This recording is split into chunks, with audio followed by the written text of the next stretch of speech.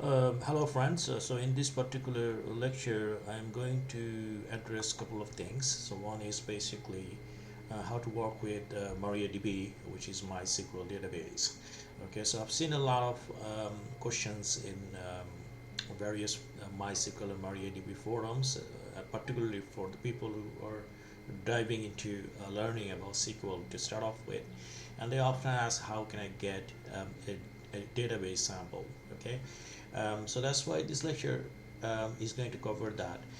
One of the major problem people face as often is basically having a large data set to practice the SQL codes. Okay, because often you have to create your own database and have to enter the data, and if you do that, that's cool, but you won't end up having a large data set. For example, if you're looking for something like 1000 to 2000 or maybe more rows of data with, I do not know, maybe 10-15 different columns. Okay, then you can practice more better and get more used to with the SQL codings, and this is critically important for people who are new to SQL, and they often think where I'm going to get that kind of data. I can create, I do not know, 10-15 rows and write 10-15 entries, and that's tedious. Even if you want to write 10-15 rows of data manually, then it's very tedious.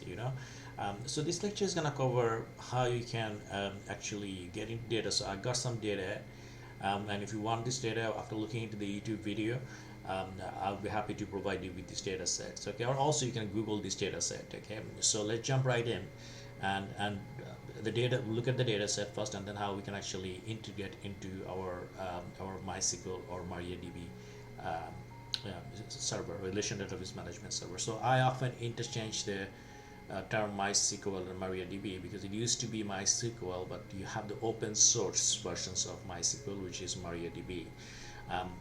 MySQL is now owned by Oracle, and they do have the free versions of MySQL as well. So it is not important whether you want to work with MariaDB or MySQL, because they just work hands in hand. So basically it's MariaDB. The other thing I want to mention, that if you are getting into SQL, this lecture is not for SQL developers. This lecture is more for people who need to get into SQL and learn SQL, especially MySQL.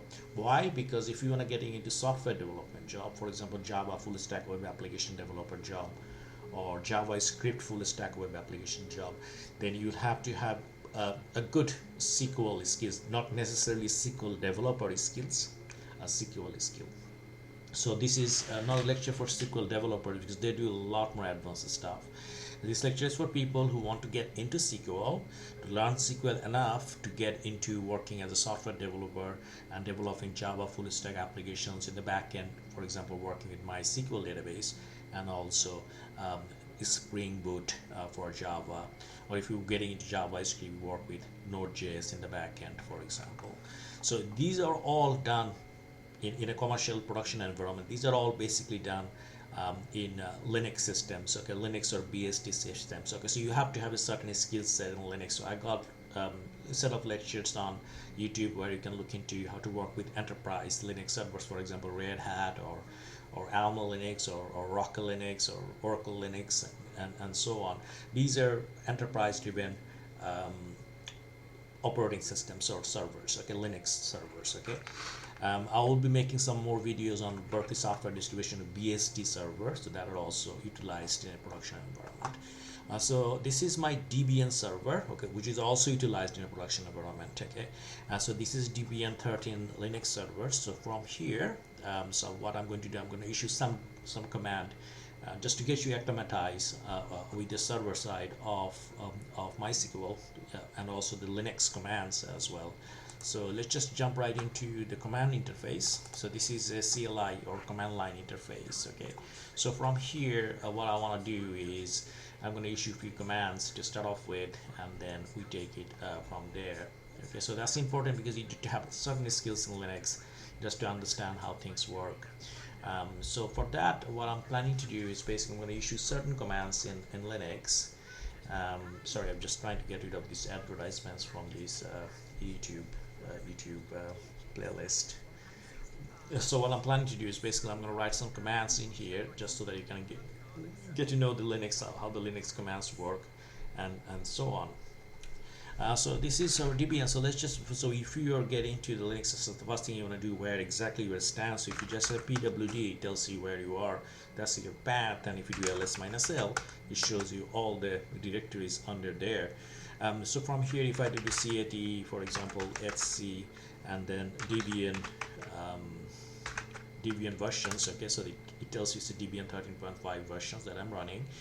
And you have a neat stuff called high fetch. It used to be near fetch before, and then you can see neat versions of all the informations about my hardware configurations of this particular server. Okay, so good thing about Linux servers, you don't really need a sophisticated, very high profile machines as far as hardware is concerned. Any good machines, old machines can be utilized as a very good server. That's why it's so popular, because a lot of companies don't want to buy a large, very expensive servers, okay, especially the mid-sized companies. So they will have just like machines like I have, and they can actually turn that into a Linux server. That's where they can have their websites running, and they can do all kind of things, that you can think of doing in web applications. For example, e-commerce website built and developed in Java full stack, for example, and you don't need a particularly huge machines for doing that. By huge, I mean you don't need very high profile machines, okay. That's more like a commercial propaganda, you know what I mean. So you need to have a high machines, you need this and that.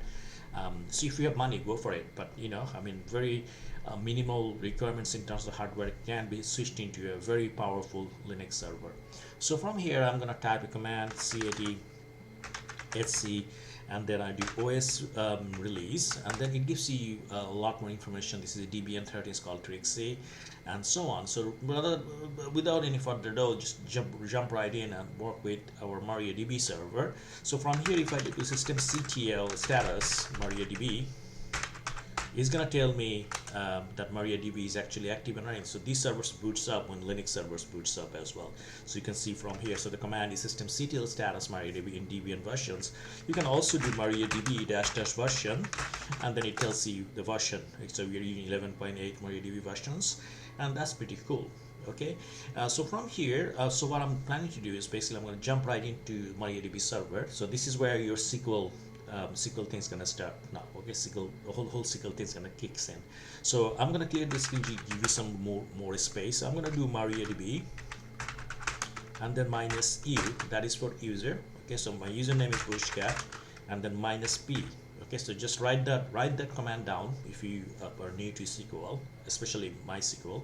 So it's MariaDB -u bushcat -p. You can type MySQL -u bushcat -p. So you gotta change your bushcat of your username, and then press enter, and then it will tell you, it will ask you the password. So I'm going to put out the password right here, and as soon as I plug in the password, you are actually in MariaDB server.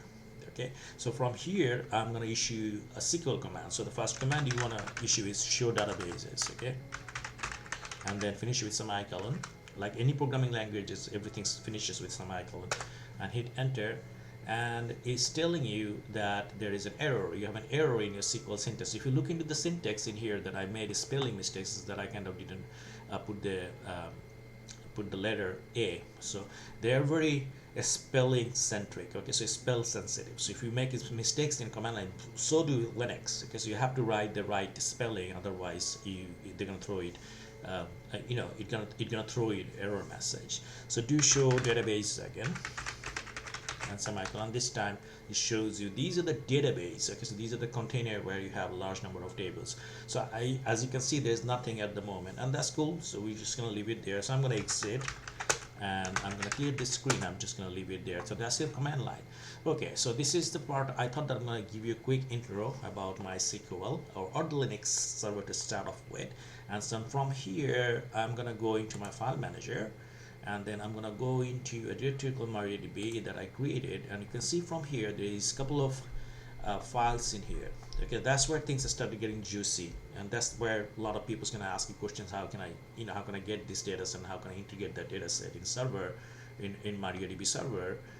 So the first data set I'm gonna work with is called sakida-db.zip. So this is a zip format. That basically means you have to unzip it. In Linux it's very easy. I'm going to show you how to do that. So what happened is basically this zip format container has some files, and these files are actually a database file. Okay, so let's just unzip it first. Okay, so I'm going to just right click it right there, and it says open with archive manager. This software there, it comes with Linux anyhow, most of the Linux. Okay, so you just click that and then it's going to open up this window and where you want it. So I'm going to extract it exactly where it is. So I'm going to click that extract tab in here, and then you can actually declare where I want it in terms of in the directory path wise. So just click extract and it's going to get extracted exactly where I wanted it, and just click quit to get out from here. And you can see the database directory has been created. So if you click that, there's, like I said to you, there's 3 files there. Don't worry about that MWB file. Okay, so that's basically what we call a data model or entity relation model. Okay, and you don't have to worry, you can actually remove that file if you want to. So that's not really important. There's 2 files there that's really are very important. The one is called schema file. Okay, and these with extension SQL or SQL. Okay, so these, don't just click that file right away. Then depending on what applications you're using, it can be very confusing for people who are new to SQL. These files are actually text editor file. You can actually open it in a text editor. So what I plan to do, I'm going to plan to open this file in gedit. Okay, so you can go open with, and then you see gedit, and gedit is a text editor that comes with pretty much all Debian based Linux servers. Okay, so I'm going to click that, and as soon as you open that, you see all the SQL code. Okay, so don't worry if you're new. All it is basically, this is all SQL script. Okay, so just wanted to punchline it in here that what this guy has done is basically he has created a table, a lot of tables, a SQL tables. Okay, so he created, for example, he created a table called actor. Okay, and he created one of the things, the most important thing in here, that you're gonna have to look into all the tables he has created and how he has created, but this will come later on once you get used to it. SQL, you don't really have to worry too much about this at this point. Okay, so all the tables, so that's why we need to have a database that will contain all these tables. So when we say database, what we mean by that is basically a container. Okay, so where all the tables will be. Okay, but what he didn't do, he didn't create any particular database. Okay, the command is for create database, and as you can see, there's no command he put out in here, create database. So we need to do that first, and then we have to issue all these, okay, in SQL to get it resolved. But that's very simple. That's what I'm going to show you how to do that. So don't worry, all these functions he has written in here, etc. So he just created a bunch of tables, and it's more like a bash script in some degree in Linux, because you created a bunch of tables or a bunch of functions, and then you can execute in one fell swoop. Okay, so that's what I'm going to do here. So don't worry about this at all. Unless you're becoming a SQL developer, you really don't have to worry too much about this. Okay, there's a bunch of functions there, a bunch of views there, a bunch of stored procedures there, and so on. So for beginner's point of view, what I'm trying to say here is basically you have to utilize this file first. Okay, schema file first. Okay, issue SQL command to make this integrated in your MariaDB server first. Once you do that, then the next file comes in. But there is also a trick there, because you got to be really careful where you want to put these files. You cannot actually do that in Linux server just by where these files are. So we need to transfer these 2 files into somewhere where it's going to be in the root and temporary directory that is accessible by MariaDB by default. Okay, if it makes sense, don't worry too much about it. Just follow what I'm doing here. You don't have to be a Linux sysadmin to do this. So what I'm going to do is basically I'm just going to copy this 2 files gently, and then I'm going to go to the file system. So if you go file system, that's the Linux file system, root file system, and in here you have a something called temporary directory, okay, or TMP, and just paste into folder. Okay, and now if you just open the TMP, you will see this 2 file is there. That's all you got to do for now. Don't worry too much about it. Now this lecture is not for people who are already in advanced level, so this lecture is for people who want to get into, as I keep emphasizing the fact, into SQL and just keep going with MySQL, learning MySQL, MariaDB, and they don't have the data, and they always ask me where is the data and how I'm gonna work with large data sets. So these are large data sets, and you will see when we actually integrate these two data set into MySQL. So from here, I'm gonna minimize that screen. This is the first thing you need to do. You need to put this files in the right context, okay? And now what I plan to do is basically I'm gonna go into MariaDB again. Okay, so I'm gonna go to the command line, but this time I need to become root for MariaDB. So that's administrative privilege, because you want to actually integrate those two files into your MariaDB server. Okay, so that's why you need your root to become a root to do that in one fell swoop. Okay, the command I'm going to issue is called source command, and that command require you to become root. So do that first. MariaDB, issue that command MariaDB -u. This time not the username, the username is going to be root, and the root password -p, and plug in the root password. Okay, and you are root now. Okay, so if you do show databases again and hit enter, you will see these are actually system-based databases. So I want to create a database. Okay, so that's very simple command. So you say create database, and then name of the database. I'm gonna call it GNCat. Okay, and then finish with semicolon. Create database called GNCat. Okay, and hit enter. And it says query OK row affected. So one database. That's basically an empty database. If we do show databases now, and you will see this database has been created. Okay, so what we do need to do is basically we need to get into this database. Okay, and then because at the moment there's no tables there. So if we do show tables, I think it's in, but I'm not 100% sure. Show tables in GNCat and semicolon, and it's an empty set. Okay, so the commands are very easy, you know, in SQL you don't really have to, very intuitive. So the show tables in GNCat, and it's an empty set. Set means tables. Okay, so there's no table there. But if you do show tables in, let's say, sys, okay, and hit semicolon, finish enter, and then a bunch of tables comes up. But we don't want to touch these tables because these are system related tables. Okay, so I just wanted to show you this command. Okay, so from here, and you cannot clear the screen because you're in MariaDB server now. We're not going to do a lot of work in command line, so we need an ID. Well, you can call it ID. It's called client, because a lot of people get confused about what the hell is client.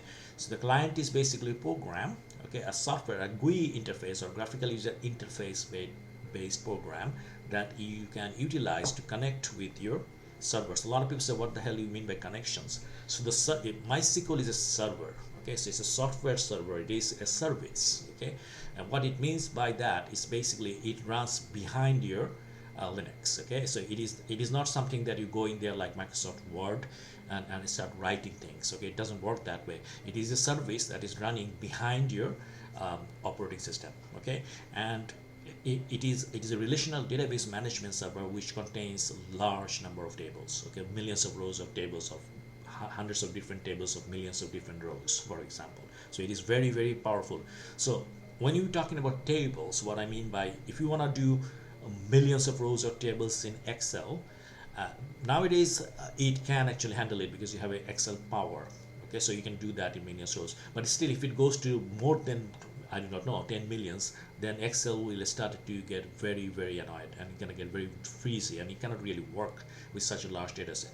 So servers like MariaDB, PostgreSQL, these handles a large data sets. Okay, so that's why they are very powerful, and they are not necessarily a GUI interface. That's why you go and click it and then it started working. It doesn't work that way. So it is running behind your screen all the time. You know, so when you set it up, it runs behind your screen all the time. Okay, but you need to connect to this server. That's what connections comes in to get into that server, and you can do that both in a local area network where you're working, or also outside of your local. So for example, you're going to somewhere else and you can access that. In order to access that, you need a particular software package, what you call client. Okay, so there are a large number of clients available. Most of them are free. Okay, so one I'm going to utilize is, my favorite is called DBeaver. It's free, and it is utilized in Windows, it is utilized in Linux servers, even it is utilized in BSD servers. Okay, it's really powerful, and it is actually allowing you not just MySQL to connect to, but also it will allow you to connect to PostgreSQL, you know, Oracle server, Oracle SQL Server, um, Microsoft SQL Server, which is also very popular in Microsoft domain, and data analytics domain, and so many different other SQL servers. Okay, so we're gonna go into that a little later. So most of the work, bulk of the work, we will be doing over there in the DBeaver client, other than in the command line in MySQL, where we are now. So from here, what I'm gonna do is I'm gonna issue a command to actually integrate these two files. So there's two files involved. Okay, so what you can do is basically you can open up another screen in command line that allow you actually open up another screen in here. Terminal. So go to terminal, and it's not in here. A new tab. Okay, so you can do that. Click new tab. Okay, that will help you to show the path and everything. So what we're going to do is cd root, and then do pwd, and you're in the root, and if you do ls-l, you will see that tmp directory is right there in here. So I'm going to go into that directory, the cd tmp, and do ls-l, and you see these two files right there. Okay, and do the pwd, and you know the path, and that will help you. So the first file, I'm going to look into this Sakila schema, so I'm just going to copy that file. Well, not copy the file, basically the file name. So make sure in command line you don't just Control C it, you just gently right click and then copy it. Okay, so SQL schema. So this is the first one. Bear in mind, this is very important. You're going to do the schema first. Okay, so and go back to your MariaDB server in here. So the command is very simple. It's source, and you can write it in a capital letter if you want to. And a lot of people get confused why it has to be in a capital letter, because some people put it in a capital letter just to show this is actually SQL command. Okay. So now we're going to declare the path. Okay, so the path is tmp. Okay, we know that root tmp, and then I'm just going to paste that file name. Okay, why I'm pasting it? Because I don't want to make mistakes with the spelling. Sakila schema.sql. Okay, and like I said to you before, it has to be a temporary directory when it comes to Linux. If you want to do it in a different directory, it will throw out an error message. And why? Because SQL doesn't want it to access anything outside of root. Okay, so that's why we have to be very careful about that. Okay, you don't have that problems if you're doing it in Windows. Okay, you can issue the same command if you have the Linux, MariaDB server running in your Windows system. Windows will allow you to put the file in any directory and do it, because Windows C drive is basically mush both with their own system files and also your home files. Linux file system is not like that. It has different partitions, and there is a permission issue with the file systems. That's why it has to be separated. That's why also we got into MySQL Server as a root. Okay, so you need to know a little bit of basics of theory in that directions, and hit enter, and you will see it is doing things what need to be done. So all the schemas getting populated and processed. Okay, so that's the first bit. So the next bit is very simple. It's the same. So we got Sakila data file. Okay, so I didn't open that Sakila data file. So I'm going to show you that Sakila data file now to you, so that you can have a little bit of better idea. So we have this Sakila file in here, Sakila data SQL. So open it in gedit again. Okay, and you see this is a large file. Okay, so imagine that you're gonna have to do this all in manually by typing it. It's gonna take you, I do not know, a few days, because it's very error prone. So the way it has been done is done in machine. So it's basically data has been gone into some kind of a server. I do not know how it is done because I'm not a SQL developer, but it is done. I'm telling you, this is not done by someone sitting down and punching these numbers in here, plugging these numbers in here. Okay, so you can see this ridiculous amount of data and these numbers and all this. So they are machine generated data set. Okay, so the data set has been put into this kind of file, and how they have done it, I have no idea. So don't ask me that. But this is the file that you need. You don't have to worry about what's this. So there are different tables. So there's a large number of tables in here. Okay, so all these tables has a data set. Okay, so the command they utilize for data set inclusion is this command. Okay, so set auto comments for 0. So insert into actor values. So there's a table called actor. So we have all the schema of the tables anyhow, and then it just started putting out this table data set, right?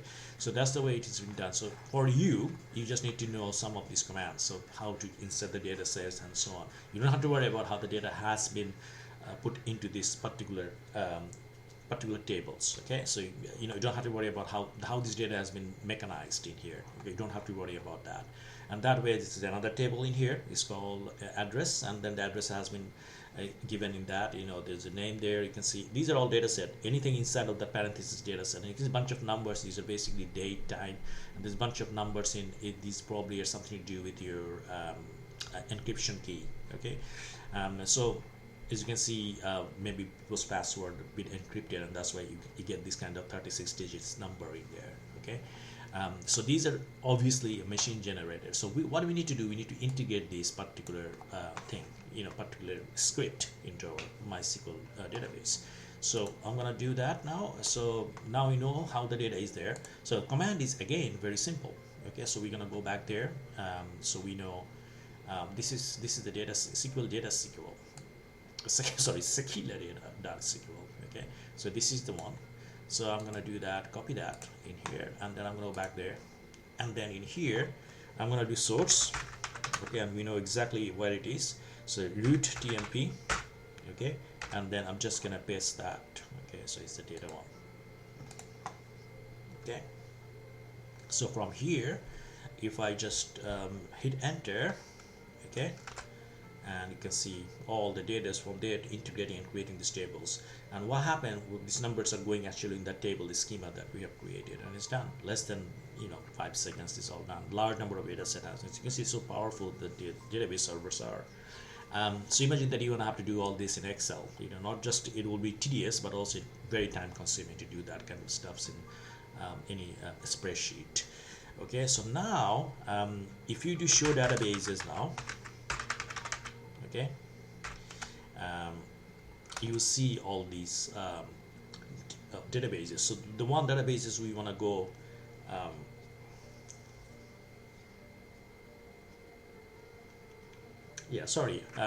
one thing I've noticed right now is basically the Sakila database was integrated on those script, although I didn't see it. It's not right there.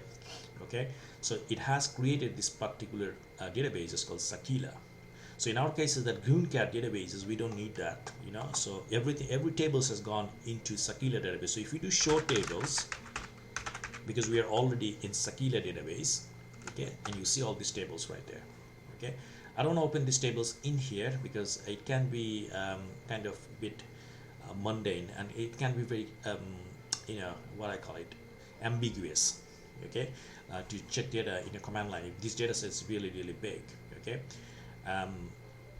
so what I plan to do is basically, the first thing I'm going to do is basically I'm going to do drop database GNU-cat, because we don't need that database. Okay, and finish with semicolon and hit enter. So that's query. Okay, so now if we do show database, is that database in the GNU-cat is gone. Okay, so from here, if I do use sys, so it changes the database to different database. You can see it's in the bracket now.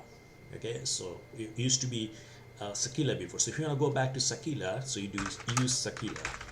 Okay, and finish semicolon, and you are in the Sakila database. So if you do show tables, because you are already in the database, and then you can see all these. So let's just take a look into one. If I can see one or two small one, I do not know which one is small. So let's say actor. Okay, so if you want to see that table, so all you do is basically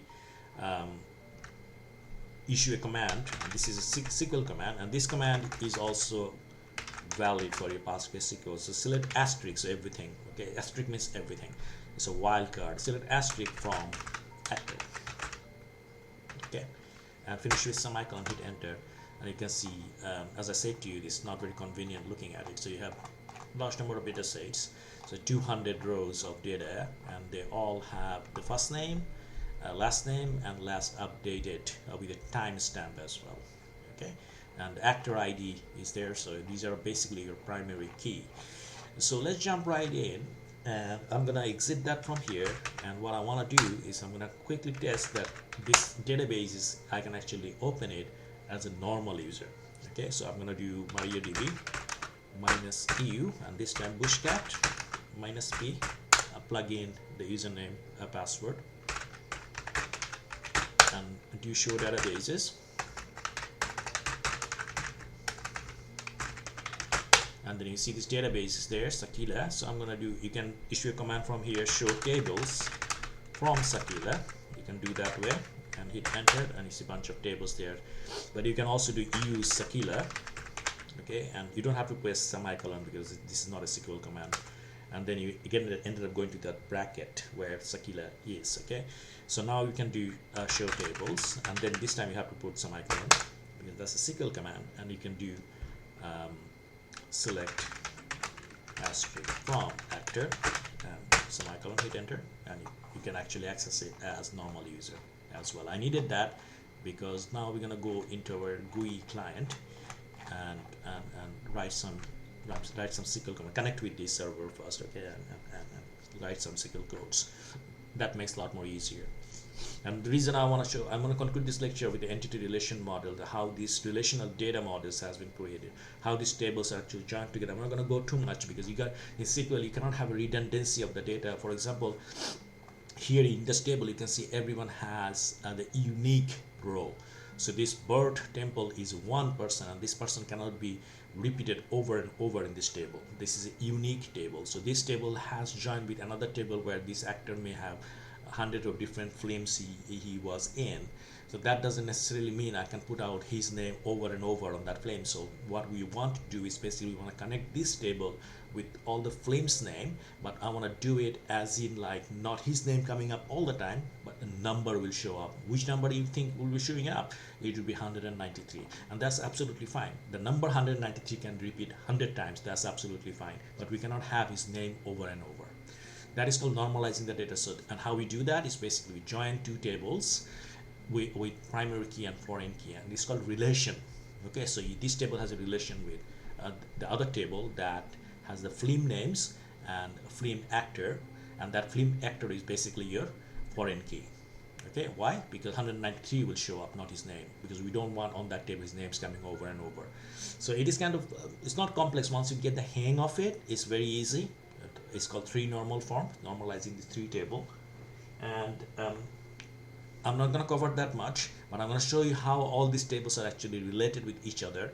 And people who are into data analytics, they will find this more useful in that directions, because any data analytics or data scientist has to also do this kind of data modeling. They call it data model, but in SQL it is also known as a relational data model, okay, also known as entity relation data model, or just simply ERM, or entity relation model. Okay, so we're gonna do that, and we're gonna take a look into the entity relation model now. Okay, so in order to do that, so I'm gonna come out from here. So do exit, and I don't need command line anymore, so I can come out from command line as well. Oh, here in that two table that I have, I'm gonna remove these two tables. So I'm gonna issue a command called rm-rf, and then ***SQL. Okay, ***SQL. So I'm issuing a command where any file that basically means your asterisk with this with your extension .sql is gonna be removed. Okay, and command is rm. Okay, so -r is a recursively. So if you have a directory there, that it's gonna go into that directory and find that file in our case. And f means force, so I'm forcing it to do it, and then it's done. ls -l, and you see all the files gone. It's two file there, it's gone. So from here I'm gonna exit. Okay, so now what we're going to do is I'm gonna go. Like I said, Debian is very powerful Linux server. So from here you can see there is a software package that I've installed. It's called DBeaver. Let me see this one. Okay, so I'm just gonna fire it up. You can see DBeaver. It's a community edition. It's free and it's really powerful. And you can have multiple servers. You can have Microsoft SQL Server, MySQL Server. You can have PostgreSQL Server running in a different servers across your local and outside of the local area network, and you can work just fine with these guys. So the one that I have already connected with is called 192.168.1.236. Okay, so this is basically your local IP address. So if you go into command line again, sorry, I shouldn't have actually closed that. So if I do hostname -i, you see this particular IP address shows up. So this computer is connected with Ethernet cable, C85 cable, and that is a number for this particular local area network. Okay, this number may not be the same in your computers to start off with, okay, but also the number will be totally different if you're actually utilizing wireless fidelity, okay, and what we call a Wi-Fi related local area network IP address. Okay, so these comes as if you do a -l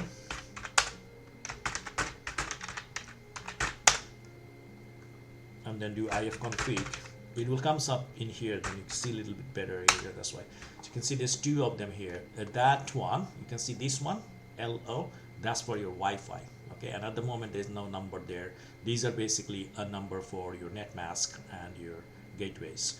So you don't have to worry about that, but your EN is basically Ethernet. Okay, so ENP0, all you need to know is basically there's two different type or category involved. There's one called LO and the one is called ENP0. So if you have a Wi-Fi address, that will change. Okay, so you'll see maybe three different sections. Okay, so in here I can see this number 192.168.1.236. Okay, so anyway, so from here, how you connect it is basically very simple. I'll show you now. So I'm gonna exit from here, So how you do is basically, for example, this has been already selected, so I can right click it and I can do something what we call edit connections. So you can do edit connection. I'll show you now then. So here, when you first do it, a new connection, so you can press that new connection button, you will have that screen in here. And from here, as you can see, the main, under main, I have the host, okay? And then I put out this particular, you do the URL if you're actually connecting outside of a local area network. So you have a DNS name, a domain name already been set up. So I'm not going to go too much details of that. So in our case, it's a local area, so just plug in that local area IP address, okay? And then obviously the username is bushcat and the password, plug in this. And then first time when you do that, you're going to have to go to your drivers properties, and then it will ask you that JDBC Java, Java MySQL connection related drivers it needed, and it will just automatically, you just click it and it will download and install it for you. And in main, make sure that you check that show all databases. Okay, so that's the way you get connected. So when we're talking about connections, a lot of people ask me, what the hell do you mean by connection? This is what we mean by connections. So you're connecting your MySQL MariaDB server that listen to the port as well. So listen, I'm just gonna have to quickly show you again. Edit connection, you see in here the port number 3306. The MySQL MariaDB in a by default listen to this particular port. So you may be asking me, what the hell is port? Port means basically how computers connect to each other by communicating with each other with a certain port. Okay, so for example, Apache server listen to port 80. Okay, SSH server listen to port 80. Okay, class-based SQL listen to 5306. Okay, and Microsoft SQL Server listen to a different port. So it has its own protocol. That's where it goes and connect to a server through listening to that particular port. Okay, but you don't have to worry too much about these. So from here, I'm gonna go right ahead, and then you can see on the databases, you will see Sakila databases. Okay, so now jump right in, and you can see these tables, and you can see all these tables, right? It's a lot more easier, right? Okay, so because you can see all the kind of things, you don't have to write anything. You can see all the table right there already. So how we're going to do everything, what we're going to do is basically we're going to issue commands and etc that we want to do. So let's jump right in and do that. Okay, so we're going to go into, so we had one to databases. So okay, so you go to databases. Okay, so Sakila, choose Sakila and right click it. And then you can do SQL editor or SQL editor, and you can say new SQL script. Okay, so click that, and it will open up in the right hand side pane. It will open up your script writing, so where you can write your script now and do everything that you want to do. So we're gonna do that first. Okay, so I'm gonna do so now you can do Sakila again, open that, so you can actually see all the tables right there. So now let's choose one big table, so we can see select asterisk from, let's say I don't know, Flame. Okay, Flame seems like a big table, and then just select all of that and hit Control Enter together. Okay, so that's the key you have to use, keyboard stroke key. Control Enter together, and then all the tables has been kind of populated here. It's all the, all the rows has been populated here. The value, you don't need that value, just click that out of the way. So you have the film ID, title, descriptions, and release year. So if you want to do that in command line, it would have been really mush because there's a lot of things going on. It could be very ambiguous. You can see all the data in here, special features, last update, etc., etc. Let's take a look into how many rows there. It's actually going to show you the rows number in here as well. 200 rows. Okay, so large table, you know, a large number is easy. Sorry, it's actually 1,000 rows. 1,000 rows. Okay, it does show somewhere, but I can't remember where exactly. You can see it from different level actually, I believe. That's the grid versions. You can do text versions in here. That is what you've been seeing in command line. Okay, it's textual, which is good. Yeah, not bad. Okay, so I like the grid versions. So you can put that in grid versions. You got a lot of options in here. It will tell you exactly that there's 1,000 rows. Okay, and then so from here I'm going to take a look into another table. So let's say city. So select asterisk from city, finish with semicolon, and select all of that, and control enter, and now this table has been chosen. City ID, city, country ID, and last update. So I'm gonna conclude this lecture because it's already almost 41 minutes of this lecture, so I don't want to make lectures more than 45 minutes for this kind of thing. So what I plan to do is basically I want to show you the entity relation model. Okay, so all these tables are connected with each other. Okay, and what we call data model. So how are you going to do that? So you choose Sakila, okay, and then in here you will see something called a view diagram. Okay, that is your entity relation model. Okay, so click that.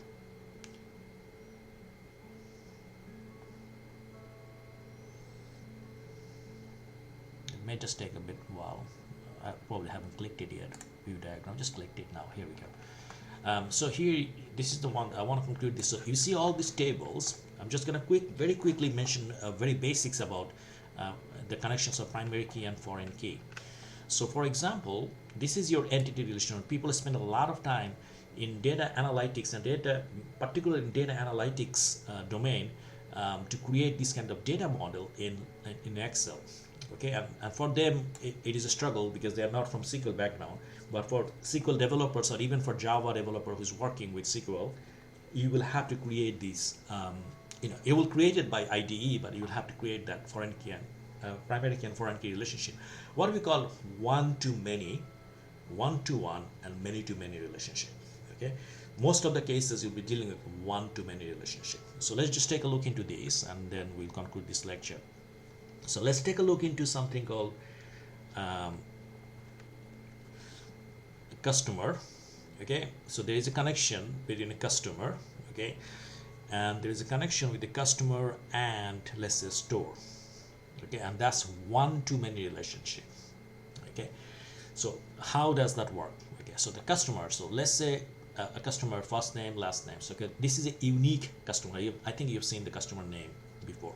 So this is a unique customer, right? Okay, so this customer is associated with a store. So the store has an address ID and manager's ID. So what it means is basically this store will have this customer's name as unique name, right? Because he goes to that store. Okay. But when you look into this big dot in there, okay, what it means is basically this guy, okay, the store, there is a store ID there, okay, and address ID there, okay. This man can go to that store, okay, multiple times, okay, but it's not the other way around. Just try to understand the fact. So this man can go to that store for getting the movie or whatever, okay, but he can go many times, okay, but the store can only have his unique name, okay. So every instances are different, okay. I know it's a bit kind of weird because it takes a bit of time to understand, and this is not really a very good example either. But anyway, so that dot basically means that this customer can go to these stores many times, but his name is unique because you cannot be going to store at the same time, if it makes any sense to you. So this is called one-to-many relationship. The other maybe good example is a city and the country. Okay, so let's take a look into. You just need to understand this dot, and there's no dot there. Okay, so when there is no dot there, that means it's called one-to-many. So for example, the country can have hundreds of different cities. That's why there's no big dot here. Okay, so that are many. Okay, a country can have, but each city is only associated with one country. If you make any sense to you, you cannot have one city represented in multiple countries. Okay, so that's why this dot means is one. One city is associated with one country, but the country can have multiple cities. Okay, so that dot is unique. That is a primary key, and there's no dot in this side, many. Okay, so country is a big country, and there could be hundreds of different cities in a country, but each city only representing that particular country. Okay, so that's why we call one-to-many, and this is called primary key and foreign key relationship. So here we have the city ID, which is the primary key, and that city ID can be repeated hundreds of times in this country. So that city can have large number of the country can have a large number of cities. Okay, that's called one-to-many relationship. So I thought that I'm just gonna, it's somehow this whole thing is kind of odd, because I think it's a lot more easier with certain data sets that I'll at one point I will make another video and show you, because there's this whole dot things and these things is kind of weird in some way. I felt it a bit weird, but this is called data models anyhow. So I hope you understood this lecture a little bit, and if you do like my videos, do please subscribe and thumbs up, and do feel free to write comments. If you need this data set, I will be happy to provide you. That's not a problem. And good luck with your study in SQL that you definitely need to learn, regardless of which tech domains you're going to be focusing on in the future. And I look forward to see you in my next lecture.